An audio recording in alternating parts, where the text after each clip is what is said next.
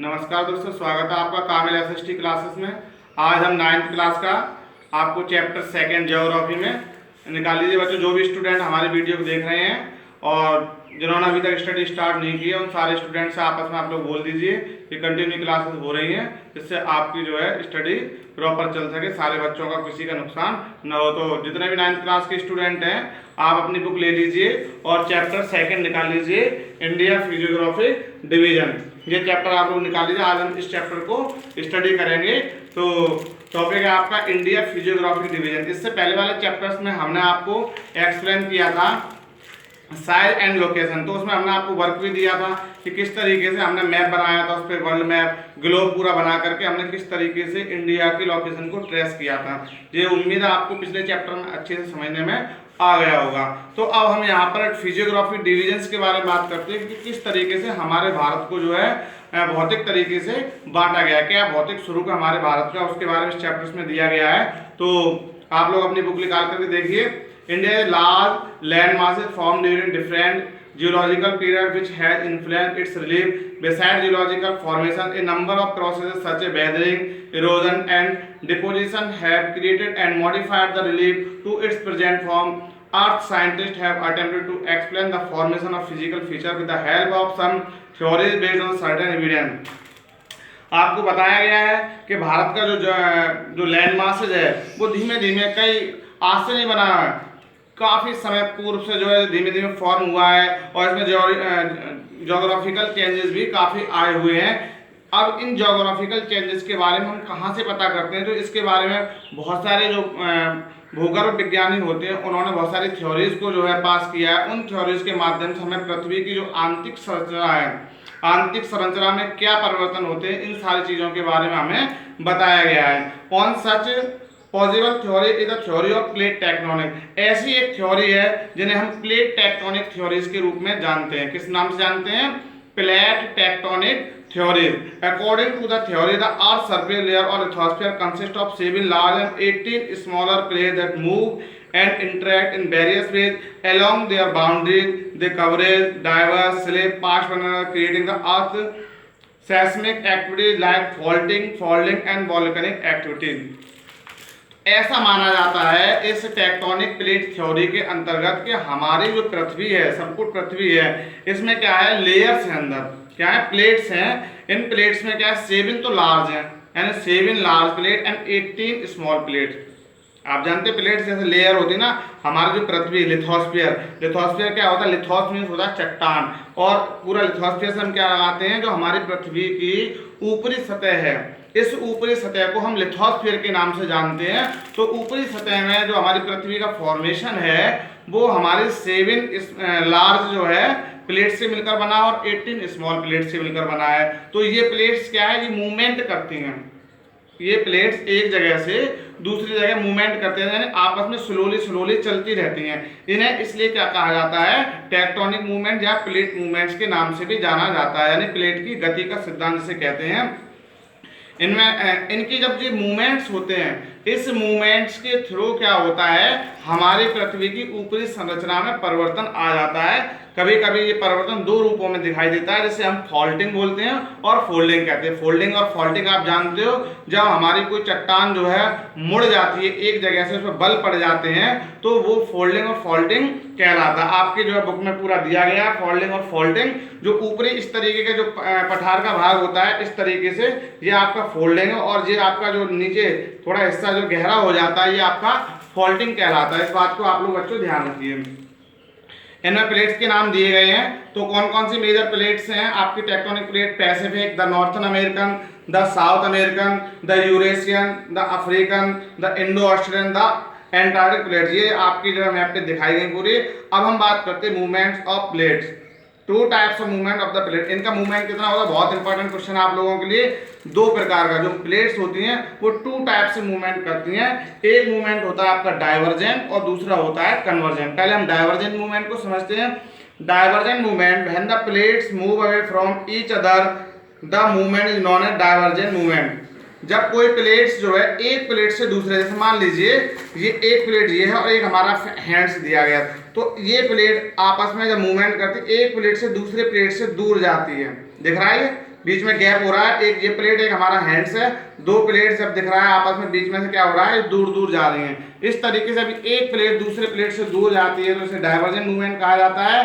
और दूसरा है आपका कन्वर्जेंट मूवमेंट, इसके जस्ट विपरीत जब दो प्लेट्स इस तरीके से आपस में पास आती हैं तो इसे क्या कहा जाता है, कन्वर्जेंट मूवमेंट के रूप में जाना जाता है।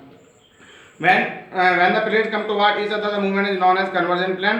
When two plates come together, they may either collide or crumble, or one may slide under the other. अब यहाँ पर ये क्वेश्चन जानने लायक है कि जब ये दो प्लेट जो कन्वर्जन मूवमेंट हो रहा है ये पास आ रही हैं तो ये एक से नहीं होती, या तो ये प्लेट इसके ऊपर चढ़ जाएगी या ये वाली इसके ऊपर कोलाइड हो जाएगी या आपस में टकरा के ऊपर बलन पड़ जाएंगे। तो इन्हीं से जो है at time they may also move horizontally past over one another.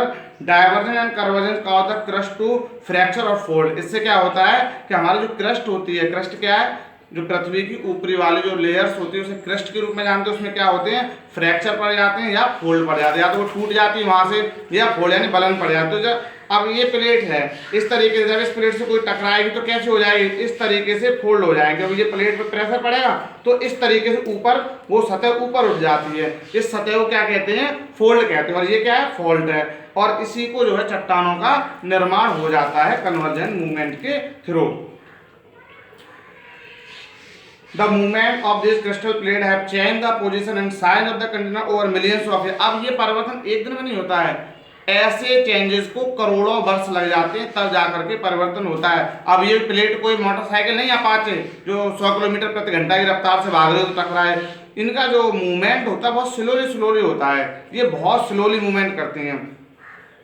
अब अगला टॉपिक आता है बच्चों आपका प्लेट बाउंड्रीज। इनकी प्लेट बाउंड्रीज क्या है, तो देखिए plate boundaries coincide with the region of earthquakes and volcanic activity. अब प्लेट की जो बाउंड्रीज होती है यानी प्लेट के जो किनारे, जैसे मान लीजिए प्लेट है, ये प्लेट का किनारा है, तो प्लेट के जो किनारे होते हैं ये बहुत खतरनाक होते हैं, क्योंकि अक्सर जो अर्थक्वेक्स हैं, जो भूकंप हैं, वो इन्हीं प्लेट्स के किनारे पर आते हैं।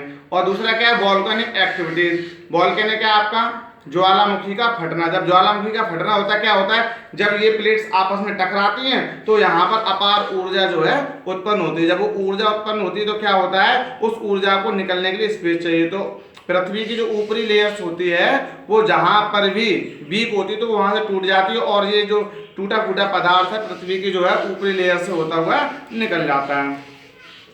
तो इस टाइप की क्या है आपका प्लेट बाउंड्रीज किस इसमें भी दिया गया, एक डाइवर्जेंट बाउंड्रीज होती है, एक कन्वर्जेंट बाउंड्रीज होती है। इसके बारे में भी हमने आपको बताया था। प्लेट मूव अपार्ट लिविंग, अगर बीच में से जब गैप होता है तो आपका ये डाइवर्जेंट बाउंड्रीज है, और कन्वर्जेंट बाउंड्रीज जब ये आपस में पास आ रही है तो ये आपका कन्वर्जेंट बाउंड्रीज है। तो आपको उम्मीद है प्लेट टेक्टोनिक सिद्धांत समझने में आया। अब आपका transform fault boundaries. Plate slide past each other scraping and deforming as they pass. जब वो स्लाइड होती है एक जगह दूसरी जगह रगड़ती है तो वो कुछ ना कुछ आकृति का निर्माण करती हैं। आप अपना इसमें जो है मैप में अच्छे से देख सकते हैं।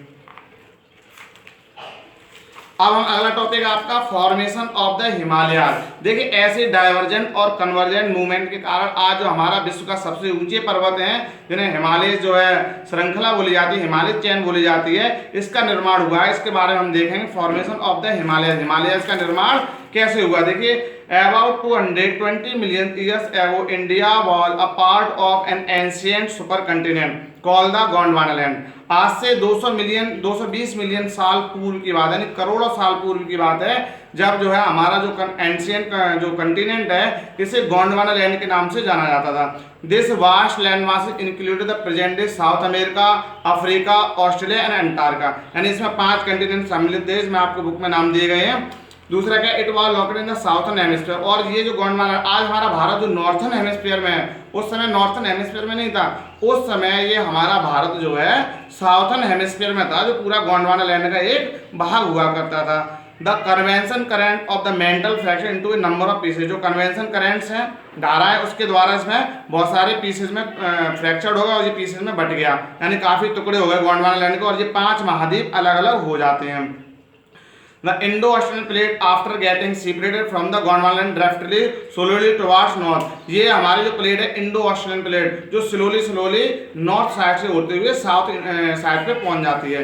It collided with the much larger Eurasian plate, और ये यूरेशियन प्लेट से मिल जाती जाएगी। The northern edge of the Indo Australian plate was pushed beneath the Eurasian plate. और जो नॉर्थन एरिया यानी नॉर्थन जो किनारा था इसने क्या किया, इंडो ऑस्ट्रेलियन प्लेट को पुश कर दिया, जिससे जो यूरेशियन प्लेट के नीचे पहुंच जाती है।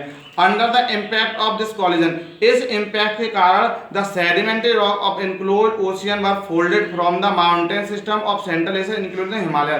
तो वहां पर इससे पहले जहां आज हिमालय पर्वत बना हुआ है, यहाँ पर एक सी था यानी समुद्र, इसका नाम क्या था, टेथिस सागर हुआ करता था। ये टेथिस सागर के नाम से जाना जाता। तब इस पे जब बलन पड़े और ये टूट टूट करके अलग हुआ तो वो धीमे धीमे टेथिस सागर में बलन पड़ने से टेथिस जो सी था वो खत्म हो जाता है और वहां पर हिमालय पर्वत का निर्माण हो जाता है। अब बात आती है फॉर्मेशन ऑफ प्लेन्स। तो इस तरीके से तो आपका क्या निर्माण हो गया, ये हो गया आपके पर्वतों का निर्माण। अब आती है मैदानों का निर्माण कैसे हुआ। देखिए, to the south of the Himalaya a basin और डिप्रेशन वाज फॉर्म। इसके पास में, हिमालय के पास में मैदानों का निर्माण हुआ। It was gradually filled with alluvium brought by reverse from north and south. और ये काफी उपजाऊपन से भरा हुआ है क्योंकि इनके नदियां जो निकलती हैं, इन नदियों के द्वारा उपजाऊ मिट्टी ला करके यहाँ पे छोड़ दी जाती है। The north Indian plain was thus born between the Himalaya and the peninsular plateau. इस तरीके हिमालय में और पेनिनसुलर प्लेट्यू के बीच में मैदानों का निर्माण हो जाता है। अब बात आती है आपकी peninsular plateau and the Arabian sea. तो पेनिनसुला सबसे पहले आपको पता है 6, 7, 8 क्लास में ही पढ़ाया गया था, आपको 4th, 5th क्लास में पढ़ाया। पेनिनसुला क्या है, a land surrounded by water on its 3 side, यानी वह जमीन जो इसके 3 साइडों से कैसे घिरी हुई है, पानी से। तो आपको पता है इंडिया से साउथ में वो पानी से घिरा हुआ है। जब साउथ में इंडिया पानी से घिरा हुआ तो इसी को पेनिनसुला बोलते हैं। और अरेबियन सी, इस साइड पे क्या आपका अरेबियन सी पड़ता है। तो आपको peninsular plateau occupy the southern part of the country. This plateau is one of the oldest part of the crust of the earth. ये सबसे ज्यादा ओल्डेस्ट पार्ट है क्रस्ट का, यानी हमारी जो पृथ्वी की ऊपरी लेयर, इस पे पहाड़ वगैरह हैं। तो जो साउथर्न इंडिया है, साउथर्न इंडिया में विश्व के सबसे प्राचीन पर्वत मिलते हैं। The plateau is composed of hard and flexible rocks. ये काफी हार्ड चट्टानों का बना हुआ, खासतौर से इग्नियस और मेटामॉर्फिक रॉक का, with gently rising hills and wide valleys. When the Himalayas were being formed, two major event affected the plateau. First of these two events was the enormous volcanic outbreak in the northwestern part of the plateau. The volcanic basalt layer of the Deccan Plateau were formed as a result of the eruption of lava through long fissure. इसका निर्माण कैसे हुआ, जो हमने आपको किनारे बताए थे वहां पर जो है खास तौर से जो वॉल्केनिक इरुप्शन होते हैं उसके लावा के थ्रू जो निकले हैं, इग्नियस जो बाद में जो लावा फॉर्म हो जाता है, गर्म लावा इग्नियस रॉक्स में होता है, उसके द्वारा इसका निर्माण होता है। अब बात आती है आपका टॉपिक है relief and physical division of India, यानी हमारे भौतिक स्वरूप भारत को कितने भागों में बांटा गया। इसमें दिया गया आपका on the basis of the relief feature India can be divided into the following physical division. यानी हम रिलीफ फीचर्स के आधार पर भारत को लगभग 6 डिवीजन में बांटा गया है। पहला आपका हिमालयन माउंटेन, दूसरा है नॉर्थन प्लेन, तीसरा है पेनिनसुलर प्लेट्यू, चौथा है आपका कोस्टल प्लेन, पांचवा आपका ग्रेट इंडियन डेजर्ट और 6 है आपका द आइलैंड। तो भारत को जो है भौतिक स्वरूप के रूप में 6 भागों में बांटा गया है। उसमें से पहला आपका हिमालयन माउंटेन। इस टॉपिक को हम अगले वीडियो में पढ़ाएंगे। मुझे उम्मीद जितना हमने पढ़ाया आपको समझने में आया होगा। मुझे उम्मीद है कि आप समझ रहे हो, क्योंकि हमारी स्पीड थोड़ी तेज है बच्चों, लेकिन मजबूरी है, अगर फिर भी नहीं समझने में आता है तो आप कमेंट बॉक्स में लिख के हमसे पूछ सकते हैं। अगले वीडियो में हम फिर मिलेंगे। Tata and bye bye. Okay बच्चों।